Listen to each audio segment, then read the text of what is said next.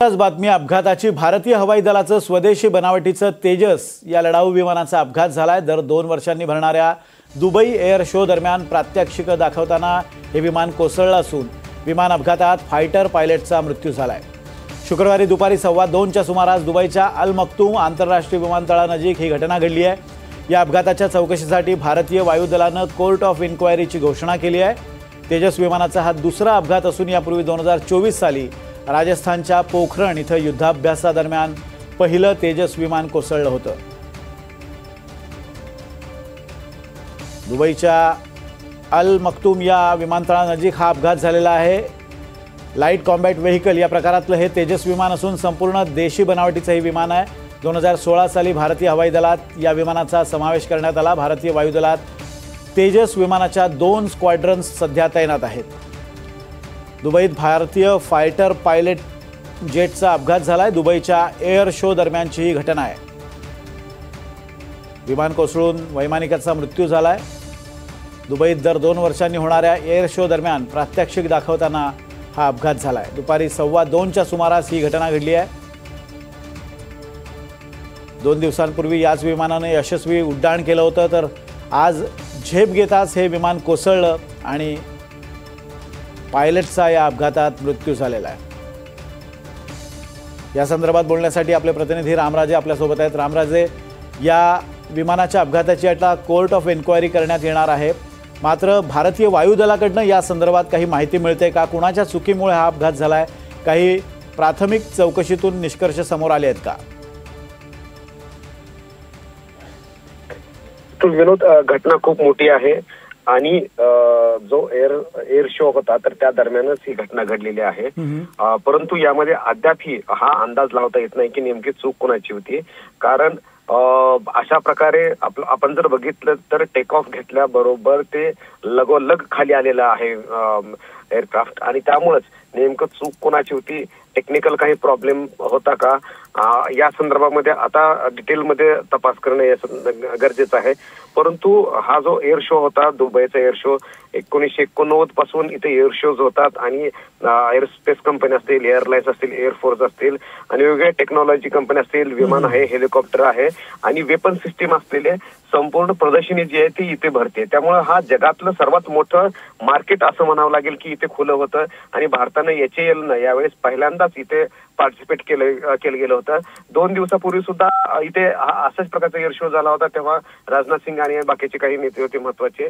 तर त्यावेळेस सुद्धा तेजस जे आहे तर आकाशामध्ये चांगल्या पद्धतीने उड्डाण घेतलं होतं। तिथं रोज सराव जो होत होता त्या सरावाच्या दरम्यान सुद्धा तेजसनं चांगलं उड्डाण घेतलं होतं। मात्र आज अशा प्रकारची घटना घडलेली आहे, अपघात झालेला आहे आणि तेजसची जे बिल्ड क्वालिटी आहे, म्हणजे की आपल्याला माहिती आहे की 2001 ला हे तेजस आलेला आहे, तेजस बनवलं होतं आपण, आणि बिल्ड क्वालिटी आहे ती खूप चांगल्या पद्धतीची आहे। साधारणतः 3000 किलोमीटरचं रेंज आहे याची आणि 6,500 किलो याचं संपूर्ण वजन आहे आणि एका तेजसची किंमत जी आहे ती 600 कोटी किंमत आहे। त्यामुळे आज एक तेजस पडलेलं आहे तर ते 600 कोटी रुपये आपलं नुकसान झालेलं आहे आणि त्याच्यापेक्षा कित्येक मोठं नुकसान जे झालेलं आहे ते म्हणजेच की भारताचं जी टेक्नॉलॉजी आहे त्याच्यावर जो विश्वास जगभराचा बसत होता तर त्याला कुठेतरी तडा गेलेला आहे, त्याला धक्का पोहोचलेला आहे। त्यामुळे डिटेल याच्यामध्ये इन्क्वायरी होणं गरजेचं आहे, तपास होणं गरजेचं आहे की काय घडलं होतं नेमकं त्यावेळेस आणि कशामुळे ही घटना घडलेली आहे। आपल्याला माहिती आहे की पाकिस्तानकडून 2 दिवसापासूनच तेजस मधले जे ऑइल लीक होते त्या संदर्भाचे व्हिडिओ व्हायरल झाले होते, परंतु हे जाणून बुजून केले जात होते कारण ते क्लिनिंगची आणि याची प्रक्रिया होती। परंतु कुठेतरी तेजसला 2 दिवसापासूनच टार्गेट करणं काम सुरू होतं आणि ह्या एअर शोच्या माध्यमातून एअर शोच्या इथे भारतीय जे विमानं आहेत किंवा एअरक्राफ्ट आहेत त्यांना कुठेतरी टार्गेट करण्याचा प्रयत्न केला होता। अगोदर सोशल मीडियावरून टार्गेट करण्यात गेला होता आणि आता ही घटना घडलेली आहे। त्यामुळे याला योगायोग कसा मानता येईल असा सुद्धा प्रश्न आहे आणि म्हणूनच त्याचं स्वतंत्र चौकशी जे ते होणं गरजेचं आहे। भारतीय हवाई दलाकडून या संदर्भात काही अधिक अपडेट्स मिळालेले आहेत का? वैमानिकाचं नाव कळू शकलंय का? राम, भारतीय हवाई दलाकडून अद्यापही याच्याबद्दल काही माहिती आली नाहीये, परंतु हे संपूर्ण तपास जो आहे तो सुरू केला जाणार आहे आणि त्या अंतीच नेमकं ही संपूर्ण माहिती जी ती पुढे येईल। अगदी आपण पाहतोय की दुबईच्या एअर शो दरम्यानची घटना आहे। दुबईत भारतीय फायटर प्लेनचा अपघात झालेला आहे। दर 2 वर्षांनी भरणाऱ्या दुबई एअर शो दरम्यानचा हा सगळा प्रकार आहे। साधारण 2:15च्या सुमारास दुबईच्या वेळेनुसार 2:15च्या सुमारास हा अपघात झाला आहे. अल मक्तूम विमानतळानजीक हे विमान कोसळले आणि यामध्ये वैमानिकाचा मृत्यू झालेला आहे. आता कोर्ट ऑफ एन्क्वायरी बसवण्यात आलेली आहे भारतीय वायुदलाकडून आणि विमानाच्या अपघाताची चौकशी केली जाणार आहे. प्राथमिकदृष्ट्या अजूनही याचं कारण कळू शकलं नाही की विमान कोणत्या कारणास्तव कोसळलं. मात्र विमानांना उड्डाण घेताच लगेचच हे विमान जमीनदोस्त झालं. त्यामुळे अनेक प्रश्न उपस्थित झालेले आहेत. याच संदर्भात बोलण्यासाठी आपल्यासोबत सतीश ढगे जोडले गेलेले आहेत. आपण काही तांत्रिक मुद्द्यांवर ढगे सरांशी चर्चा करणार आहोत. ढगे सर, आपलं स्वागत आहे या चर्चेमध्ये. धन्यवाद विनोदजी. ढगे सर, मुद्दा असा आहे की या तेजस एअरक्राफ्टच्या अपघाताबद्दल, म्हणजे यापूर्वी आपण मिग म्हणजे त्यांना उडत्या शवपेट्या म्हटलं जायचं, फ्लाइंग कॉफिन, तेजसबाबत असा काही प्रकार झाला नव्हता. यापूर्वी 2024ला जैसलमेरच्या वाळवंटात हे विमान युद्धाभ्यासादरम्यान पहिलं कोसळलं होतं आणि हा दुसरा अपघात आहे. पूर्णतः स्वदेशी बनावटीचं हे विमान आहे. या अपघाताची काय कारणं तुम्हाला आतापर्यंत प्राथमिक चौकशी किंवा काहीही समोर आलेलं नाही आहे, पण तुमचा याबाबतचा अंदाज काय आहे? प्रथम दर्शनी जी काही चित्र आपल्या समोर त्या ठिकाणी दिसत आहेत आणि आतापर्यंत जे फॅक्ट्स अँड फिगर्स आपल्या समोर त्या ठिकाणी आहेत त्याच्या आधारावर मला जो आहे हा अपघातच त्या ठिकाणी वाटतो. आणि जर अपघात त्या ठिकाणी झाला असेल तर त्यामध्ये ह्युमन एरर आपण ज्याला म्हणतो की पायलटशी संबंधित, पायलटची चुकी, हे एक जे आहे यामागे कारण त्या ठिकाणी असू शकतं. कारण सरळ सरळ जी चित्र तुम्हाला त्या ठिकाणी दिसत आहेत, पहिली गोष्ट तर ही लक्षात घ्या की हा दुबई एअर शो होता. मग त्या दुबई एअर शो मध्ये हे LCA तेजस त्या ठिकाणी गेलेलं आहे आणि LCA तेजस त्या ठिकाणी गेलं तर वेगवेगळ्या प्रकारच्या कसरती तिथे दाखवण्याचा एक प्रकारे जो आहे तो कॉम्पोनंट या ठिकाणी होता. आता हे विमान LCA तेजस हे डाऊनवर्ड डाईव्ह त्या ठिकाणी करत होतं आणि डाऊनवर्ड डाईव्ह करताना ज्या मोमेंटला आता ही डाईव्ह कंप्लीट झाल्यानंतर पुन्हा एकदा आकाशात त्यांनी भरारी घेणं अपेक्षित होतं, त्या पॉइंटला जे आहे कुठेतरी चुकी त्या ठिकाणी झाली आणि त्याच्यामुळे जे आहे हे विमान त्या ठिकाणी कोसळलं. म्हणून वर करणी तरी किंवा प्रथम दर्शनी तरी असं त्या ठिकाणी दिसतंय की हा अपघात असावा, त्यातल्या त्यात ह्युमन एरर, पायलटची चुकी, दुर्दैवानं त्या पायलटचा त्यामध्ये जो आहे जीव गेलेला आहे, मृत्यू झालेला आहे, अशा प्रकारचं सुद्धा कन्फर्मेशन आता आपले चीफ ऑफ डिफेन्स स्टाफ यांनी जे ट्विट केलेलं आहे त्याच्या माध्यमातून आपल्यापर्यंत त्या ठिकाणी आलेलंच आहे. पण प्रथम दर्शनी हा अपघात आहे असं त्या ठिकाणी आपल्याला याच्यात वाटतंय. नेमकं ऑफिशियली आता कोर्ट ऑफ इन्क्वायरी डिक्लेअर केलेली आहे. ही कोर्ट ऑफ इन्क्वायरी झाल्यानंतर फ्लाईट डेटा रेकॉर्डर, त्याचबरोबर कॉकपिट व्हॉइस रेकॉर्डर, म्हणजे थोडक्यात आपण ज्याला ब्लॅक बॉक्स म्हणतो, त्या ब्लॅक बॉक्सचं विश्लेषण केल्यानंतर नेमकं कारण काय आहे ते समोर त्या ठिकाणी येईल. पण प्रथम दर्शनी अपघात हेच मला स्पष्टपणे त्या ठिकाणी वाटतंय. याच्याशी संबंधित जे वेगवेगळे प्रतिस्पर्धी कंपनी असतील किंवा काही दुश्मन राष्ट्र असतील ते वेगवेगळ्या प्रकारचे जे आरोप करतील त्या आरोपांना आता येणाऱ्या काळामध्ये जे आहे त्या डिसइन्फॉर्मेशन कॅम्पेनला आपल्याला जे आहे खोडून टाकावं लागणार आहे. ढगे सर, मुद्दा असा आहे की तेजस हे स्वदेशी बनावटीचं विमान होतं, म्हणजे इंजिन आणि रडार यासारख्या काही गोष्टी सोडल्या तर संपूर्णतः स्वदेशी बनावटीचं हे विमान आहे. या अपघातामुळे आपल्या टेक्नॉलॉजीवर कुठेतरी प्रश्नचिन्ह उपस्थित होईल अशी एक भीती व्यक्त केली जाते. आम्हाला या तेजस विमानाबद्दल जरा अधिक माहिती द्याल? खरं म्हटलं तर याच्याविषयी प्रश्नचिन्ह निर्माण झाले नाही पाहिजे का, मी त्या म्हणजे तांत्रिक बाबींवर पण त्या ठिकाणी त्याच्यात येतो. पण पहिला सगळ्यात महत्वाचा मुद्दा जो आहे 2021 ते 2025 या 24 वर्षांच्या कालावधीमध्ये शेकडो उड्डाणं या विमानानं त्या ठिकाणी केली. नॉट ओन्ली शेकडो उड्डाणं केली, अगोदरचं तेजस मार्क 1 सध्याचं जे विमान दुर्घटनाग्रस्त झालेलं आहे ते तेजस मार्क 1 आणि याच्यानंतरचं जे लेटेस्ट व्हर्जन येणाऱ्या काळामध्ये येणार आहे ते आहे तेजस मार्क 1A. ओके, म्हणजे हे 3 वेगवेगळ्या प्रकारचे व्हेरियंट आहेत आणि मागच्या 24 वर्षांमध्ये अशी शेकडो उड्डाणं केली. त्या शेकडो उड्डाणांच्या दरम्यान फक्त एकच घटना घडली ऑक्टोबर 2024 मध्ये जैसलमेरच्या एअरफोर्स एक्सरसाइजच्या दरम्यान, ज्यामध्ये सुद्धा इंजिन माल फंक्शनमुळे तो अपघात त्या ठिकाणी घडला आणि सुदैवानं तिथला पायलट जो होता त्यांनी स्वतःला सेल्फ इजेक्ट केलं, त्याचा जीव त्या ठिकाणी गेला नाही. म्हणजे जीव जाण्याची, पायलटचा जीव जाण्याची गेल्या 24 वर्षातली ही पहिलीच घटना.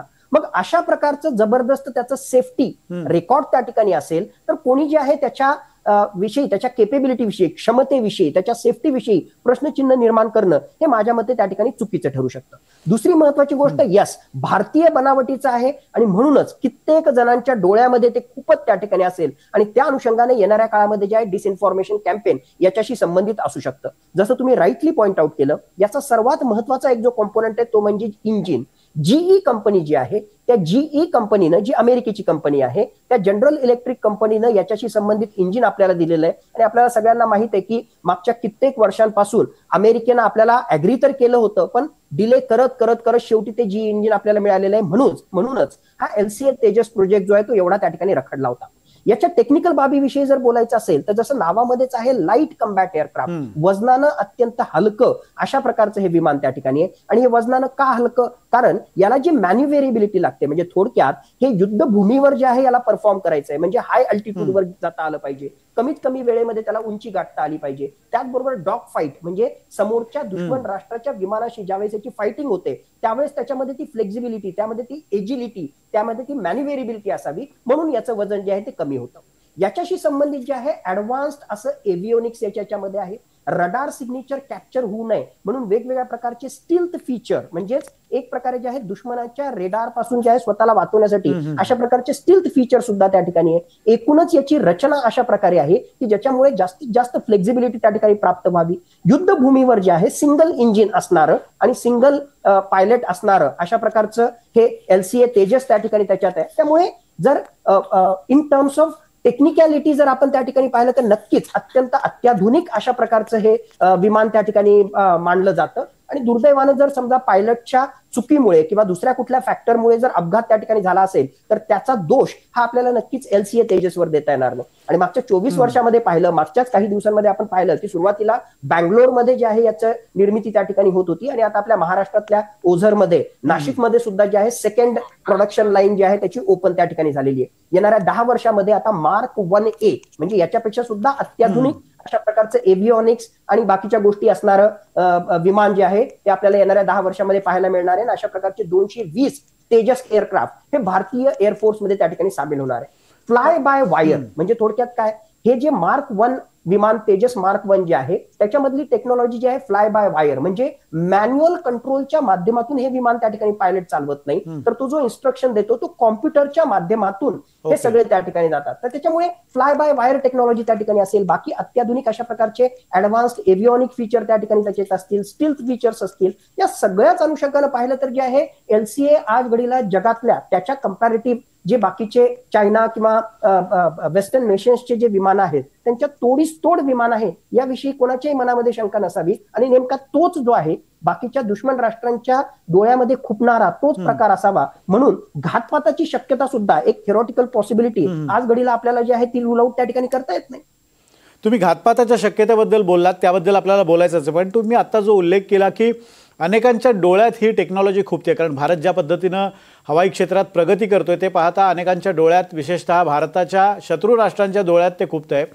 अशा वेळेला आता तुम्ही जो उल्लेख केला की ॲजिलिटी, म्हणजे या विमानाच्या अनेक कमतरतांविषयी सुद्धा अनेकदा चर्चा झालेली आहे आणि त्यावरनं टीकासुद्धा झालेली आहे. एजिलिटी किंवा चपळता आपण ज्याला म्हणतो त्यावर सुद्धा या विमानाच्या प्रश्नचिन्ह उपस्थित करण्याचा प्रकार यापूर्वी सुद्धा झालेला आहे. अनेक प्रतिस्पर्धी कंपन्या असतील किंवा अनेक शत्रू राष्ट्र असतील. एजिलिटीच्या बाबतीत जर म्हटलं तर ज्या पद्धतीने विमान, म्हणजे आता तुम्ही दृश्यांमध्ये बघताय ज्या पद्धतीने तुम्ही म्हणताय की ते डीप ड्राईव्ह करत असताना पुन्हा ते वर उठणं ज्या वेळेला अपेक्षित होतं तिथं चपळता कमी पडते असं वाटतंय का? म्हणजे जो टीकेचा, माझा प्रश्न असा आहे की जो टीका ज्या मुद्द्यावर केली जाते एजिलिटीच्या बाबतीत ती खरी आहे का असं वाटतंय का तुम्हाला? जर खरोखरच त्या एजिलिटी विषयी जर प्रश्नचिन्ह त्या ठिकाणी असले असते तर 24 वर्षांमध्ये जे आहे ते शेकडो हजारो अशा प्रकारची उड्डाणं झाली. ही एक्सरसाइज तर सोडूनच द्या, इव्हन युद्धभूमीवर सुद्धा जे आहे या LCA तेजसनं परफॉर्म केलं. लिटरली डेली बेसिसवर जे आहे हाय अल्टिट्यूड मध्ये म्हणजे हिमालयाच्या उंचीवर हा जो आहे रिकनेसन्स, एक प्रकारे टेहळणी करण्याशी संबंधित वेगवेगळ्या ऍक्टिव्हिटीज मध्ये तो त्या ठिकाणी सामील होत असतो. म्हणून टेक्निकली जे आहे मला वाटतं अजूनही त्या ठिकाणी वाटतं की याच्यामध्ये जे आहेत फारसे डिफेक्ट्स त्या ठिकाणी त्याच्यात नसावेत. आणि जर खरोखरच तसे जर काही असले तर ते कोर्ट ऑफ इन्क्वायरीच्या माध्यमातून बाहेर म्हणजे समोर त्या ठिकाणी येतीलच. आणि जर तसे जर खरोखरच आढळले तर माझ्या मते लवकरात लवकर त्यांना रेक्टिफाय करणं आवश्यक आहे. कारण खऱ्या अर्थानं हा LCA तेजस पुढच्या 10 वर्षानंतर जो आहे इंडियन एअरफोर्सचा सगळ्यात मोठा जो आहे कणा त्या ठिकाणी होणार आहे. आज घडीला फायटिंग एअरक्राफ्ट जर आपण त्या ठिकाणी पाहिले तर भारताला 42 फायटिंग एअरक्राफ्ट स्क्वॉड्रनची गरज आहे. एक एअर स्क्वॉड्रन म्हणजे साधारणतः 18 फायटिंग एअरक्राफ्ट त्या ठिकाणी असतात. 42ची गरज असताना आज घडीला भारताकडे किती उपलब्ध आहेत? दुर्दैवानं फक्त 29 फायटिंग एअर स्क्वॉड्रन आहेत. कारण काही दिवसांपूर्वीच आपण पाहिलं की MiG-21 त्याला ऑफिशियली जे आहे आपण निरोप त्या ठिकाणी दिलेला आहे. म्हणजेच येणाऱ्या 10 वर्षामध्ये तब्बल 220 या LCA तेजसच्या निर्मितीशी संबंधित ऑर्डर ऑलरेडी त्या ठिकाणी HAL ला मिळालेली आहे. आणि येणाऱ्या 10 वर्षामध्ये असे 220 LCA तेजस एअरक्राफ्ट त्या ठिकाणी असणार आहे, ज्यामध्ये महत्वाचे असे Mark 1A याहूनही प्रगत अशा प्रकारचे LCA विमानं त्या ठिकाणी असणारे. म्हणून मला वाटतं यामध्ये जर काही कमी पेशी जर खरोखरच आढळली, म्हणूनच ही घटना महत्वाची आहे. दुर्दैवानं एका पायलटचा मृत्यू झाला, एक अत्यंत दुर्दैवी त्या ठिकाणी. पण त्याच्याही पलीकडे जाऊन जर LCA तेजस मध्ये डिफेक्टमुळे जर अशा प्रकारची घटना घडत असेल तर याला फक्त एक अपघात किंवा याला फक्त एक घटना न समजता वेळीच त्यावर रेक्टिफिकेशन करणं आणि त्याच्या अनुषंगानं, कारण भारतीय एअरफोर्सचा कणा म्हणून ते त्या ठिकाणी काम करणार आहे, तर अशा प्रकारचा अधू किंवा काही डिफेक्ट असणारा एअरक्राफ्ट हे नक्कीच भारताच्या एअरफोर्समध्ये आपल्याला चालणार नाही. अगदी ढगे सर, आता तुम्ही घातपाताच्या शक्यतेविषयी म्हटलेला आहात. अशा पद्धतीच्या एअर शोमध्ये कशा पद्धतीनं सुरक्षेची काळजी घेतली जाते? विशेषतः गेल्या काही दिवसांपासून या तेजसबद्दल सोशल मीडियावर ज्या पद्धतीने टीका केली जात होती, म्हणजे 2 विमानांचे फोटो व्हायरल होत होते, ज्यामध्ये एका विमानातनं इंधन गळती होत असल्याचं दिसलं होतं आणि त्यावरनं पाकिस्तान आणि भारतातल्या अनेक सोशल मीडिया इन्फ्लुएन्सरनी टीका टिप्पणी सुद्धा केली होती. माझा प्रश्न हा आहे की अशा पद्धतीच्या एअर शोमध्ये जर अशा पद्धतीचं एखादं लढाऊ विमान सहभागी होत असेल तर त्याच्या सुरक्षेची कशी काळजी घेतली जाते आणि अशा पद्धतीनं घातपाताची शक्यता आपण रूल आउट करू शकत नाही असं तुम्ही म्हणताय, तसा घातपात शक्य आहे का? थेरॉटिकल तर सगळ्याच पॉसिबिलिटी त्या ठिकाणी आहेत. आणि बाय द वे, म्हणजे हे जे आहे भारतामध्ये नव्हतं, आपल्याला माहिती आहे की दुबईमध्ये झालेलं आहे, म्हणजे दुसऱ्या राष्ट्रामध्ये झालेलं आहे, पहिली गोष्ट. दुसरी गोष्ट, आपल्या एअरफोर्सचं कंटिंजंट त्या ठिकाणी जात असतं. यामध्ये पायलट सुद्धा जो आहे तो भारतीय त्या ठिकाणी होता. आणि बाय द वे, अशा एक्सरसाइज मध्ये जर इंडियन एअरफोर्स पायलट पाठवतोय तर तो अतिशय निष्णात, चांगला अनुभव असलेला आणि अशा प्रकारच्या कसरती जो चांगल्या रीतीने करू शकतो अशाच पायलटला त्या ठिकाणी पाठवलेलं असतं. पण असं असताना सुद्धा दुर्दैवानं हा अपघात त्या ठिकाणी झाला असेल. आता तुम्ही घातपाताविषयी त्या ठिकाणी म्हणताय, तर पहिली गोष्ट जी आहे, हे एवढं केल्यानंतर सुद्धा जे आहे दुसऱ्या राष्ट्रामध्ये त्या ठिकाणी होत आहे आणि काही गोष्टींमुळे जो आहे तो घातपात त्या ठिकाणी होऊ शकतो. जशी पहिली गोष्ट, काही दिवसांपूर्वीच आपण पाहिलं की दुर्दैवाने गुजरातमध्ये जो विमानाचा, एअर इंडियाच्या विमानाचा अपघात त्या ठिकाणी झाला होता आणि त्यावेळेस सुद्धा वेगवेगळ्या प्रकारची चर्चा आली होती. तसाच काहीसा प्रकार मी या ठिकाणी म्हणेल की इंधनाच्या बाबतीत जे आहे काही त्या ठिकाणी भेसळ झाली का, तसा काही प्रकार या ठिकाणी झालेला आहे का, हे आपल्याला त्या ठिकाणी पाहावं लागेल. एक प्रकारे जे आहे, ज्याला आपण स्पूफिंग म्हणतो, किंवा दुसऱ्या अँगलनी जे सायबर सिग्नल्स त्या ठिकाणी येणार आहेत, त्या सायबर सिग्नल्सशी संबंधित काही त्या ठिकाणी छेडछाड त्या ठिकाणी झाली का, या कम्प्युटरशी संबंधित, म्हणजे या एअरक्राफ्ट मध्येच असणारे जे वेगवेगळ्या प्रकारचे सॉफ्टवेअर आहेत, त्या सॉफ्टवेअर मध्ये काही डिफेक्ट आणण्याचा प्रयत्न त्या ठिकाणी झाला का, या वेगवेगळ्या थेरीज ज्या आहेत आज घडीला समोर त्या ठिकाणी येतात. पण शेवटच्या क्षणापर्यंत पायलट जो आहे त्या विमानाच्या कंट्रोलमध्ये होता असं आपल्याला त्या ठिकाणी दिसतंय. डाऊनवर्ड डाईव्ह पर्यंत जो आहे तो कंट्रोलमध्ये होता आणि एक फ्रॅक्शन ऑफ सेकंड मध्ये जी आहे ही सगळी गडबड त्या ठिकाणी झाली. म्हणून अजूनही मला स्ट्रॉंगली वाटतं की हा अपघात त्या ठिकाणी असावा. पण वर करणी किंवा फर्स्ट इम्प्रेशन मध्ये आपल्याला असं वाटतं, म्हणजे हे असं असेलच असं खरं नाही. आणि थेरॉटिकली मी जसं सांगितलं की इंधनाशी संबंधित असेल मेनली, कारण जसं मी म्हटलं की फ्लाय बाय वायर टेक्नॉलॉजीच्या आधारावर हे चालतं. मॅन्युअल कंट्रोल यामध्ये खूप कमी आहे आणि कम्प्युटरच्या माध्यमातूनच हे सगळे सिग्नल्स जातात. मग या सिग्नल्सला एक प्रकारे जे आहे फेरफार त्या ठिकाणी करणं, याच्याशी संबंधित सॉफ्टवेअरला जे आहे करप्ट करणं, याच्याशी संबंधित काही बाबी झाल्या का, इंधनाशी संबंधित काही बाबी झाल्या का, या सगळ्या गोष्टी कोर्ट ऑफ इन्क्वायरीच्या माध्यमातून आपल्याला बाहेर येतील. आणि हे सगळं आपण का डिस्कस करतोय, जस्ट काही दिवसापूर्वीच आपल्याला माहिती आहे की अमेरिकेचा एक रिपोर्ट त्या ठिकाणी आला आणि ऑपरेशन सिंदूरच्या संबंधितला तो रिपोर्ट त्या ठिकाणी होता.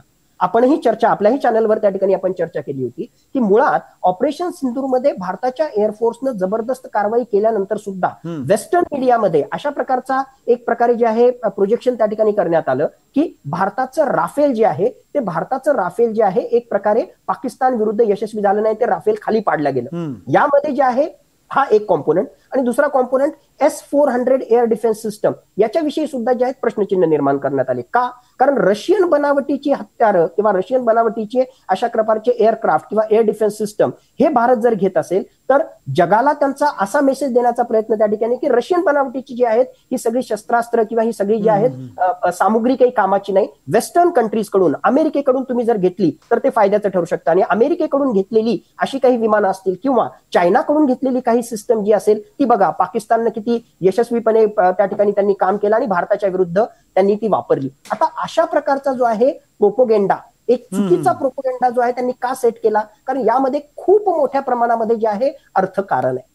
ज्या वेगवेगळ्या प्रकारच्या कंपन्या आहेत त्या कंपन्यांना जर दुसऱ्या कंपनीचा प्रॉडक्ट जो आहे तो फेल जातोय हे जर दाखवता आलं तर त्यांच्या कंपनीचे प्रॉडक्ट जे आहेत ते मोठ्या प्रमाणामध्ये जातात. अमेरिकेच्या 2च महत्वाच्या कंपन्या आहेत ज्यांचा अत्यंत मोठ्या प्रमाणामध्ये अशा प्रकारचे कॉम्बॅट एअरक्राफ्ट ते जगभर त्या ठिकाणी विकतात. तर त्यांचा सुद्धा जो आहे यामध्ये काही प्रत्यक्ष अप्रत्यक्ष रोल आहे का? चायनाचा काही प्रत्यक्ष अप्रत्यक्ष रोल त्या ठिकाणी याच्यात आहे का? कारण त्यांचे हे कॉम्पिटिटर आहेत. LCA तेजस हा महत्वाचा कॉम्पिटिटर आहे. LCA तेजस जर मजबूत त्या ठिकाणी झाला तर अमेरिकेकडून या कॉम्बॅट एअरक्राफ्ट घेण्याची जी आहे भारताला गरजच पडणार नाही. ऑन द कॉन्ट्ररी, आत्मनिर्भर भारतच्या माध्यमातून जगभरामध्ये आपण जे आहेत हे LCA तेजस वेगवेगळ्या देशांना विकू शकू. म्हणजे खूप मोठं अर्थकारण यामध्ये दडलं असल्यामुळे ज्या प्रतिस्पर्धी कंपन्या आहेत किंवा शत्रू राष्ट्र आहेत हे अशा प्रकारचा प्रोपेगंडा त्या ठिकाणी फैलावू शकतात. एकूणच या सगळ्या मागचं अर्थकारण पाहता यामागे कोणतीही शक्यता आपण नाकारू शकत नाही. आणि एक शेवटचा प्रश्न आहे Dhage sir, court of inquiry घोषित करण्यात आलेली आहे. कोर्ट ऑफ इन्क्वायरी म्हणजे नेमकं काय आणि ही प्रक्रिया नेमकी कशी चालते? कोर्ट ऑफ इन्क्वायरी म्हणजे आता अधिकृतरित्या त्याची जी आहे चौकशी ही इंडियन एअरफोर्स त्या ठिकाणी करेल. आणि मग अधिकृतरित्या ज्यावेळेस ही चौकशी त्या ठिकाणी केली जाते तर याच्याशी संबंधित जे एक्सपर्ट आहेत ते एक्सपर्ट त्या ठिकाणी त्याच्यात असणार. खरोखरच एव्हिओनिक एक्सपर्ट जे आहेत ते त्या ठिकाणी असणार. म्हणजे यांनी उड्डाण भरल्यापासून, कुठून भारतामधून उड्डाण भरल्यापासून ते तिथे जाणं, तिथे सगळ्या त्या ठिकाणी ऍक्टिव्हिटी, मग तिथल्या त्या एअर शो मधली याचं पार्टिसिपेशन, पायलटशी संबंधित त्याचा अनुभव, त्याच्याशी संबंधित सगळ्या वेगवेगळ्या बाबी, म्हणजे सगळ्याच वेगवेगळ्या अँगलनं जो आहे हा सगळा विश्लेषण त्या ठिकाणी केलं जातं. आणि सोबतीला जसं मी सांगितलं की FDR फ्लाईट डेटा रेकॉर्डर त्या ठिकाणी असेल किंवा कॉकपिट व्हाईस रेकॉर्डर, सामान्य भाषेमध्ये आपण ज्याला ब्लॅक बॉक्स म्हणतो, त्या एअरक्राफ्टचं ब्लॅक बॉक्स जे अत्यंत शेवटच्या क्षणापर्यंत महत्वाचे असे इनपुट सिग्नल्स, त्याचबरोबर जे कम्युनिकेशन झाले ते सुद्धा सगळं रेकॉर्ड त्या ठिकाणी असणार आहे. आणि मग या सगळ्या बाबींच्या बाबतीत त्याचबरोबर टेक्निकल अनालिसिस त्या ठिकाणी असेल, फॉरेन्सिक अनालिसिस त्या ठिकाणी त्याच्यात असेल. या सगळ्या बाबींची जी आहे कोर्ट ऑफ इन्क्वायरीच्या माध्यमातून म्हणजेच आर्म्ड फोर्सेसच्या चौकशीच्या माध्यमातून या सगळ्या बाबी समोर येतील आणि त्याच्या आधारावर एका निष्कर्षाप्रत आपण त्या ठिकाणी पोहोचू. आणि नक्कीच तो निष्कर्ष आल्यानंतर मात्र त्या निष्कर्षाला खूप महत्व आहे. कारण थोड्या वेळापूर्वीच आपण जशी चर्चा केली, हा फक्त एक अपघात किंवा एक फक्त घटना म्हणून आपल्याला पाहता येणार नाही. हा LCA तेजस भारतीय एअरफोर्सचा येणाऱ्या काळामध्ये कणा बनणार आहे. हा LCA तेजस आत्मनिर्भर भारतची शान आहे, आन आहे, बान आहे.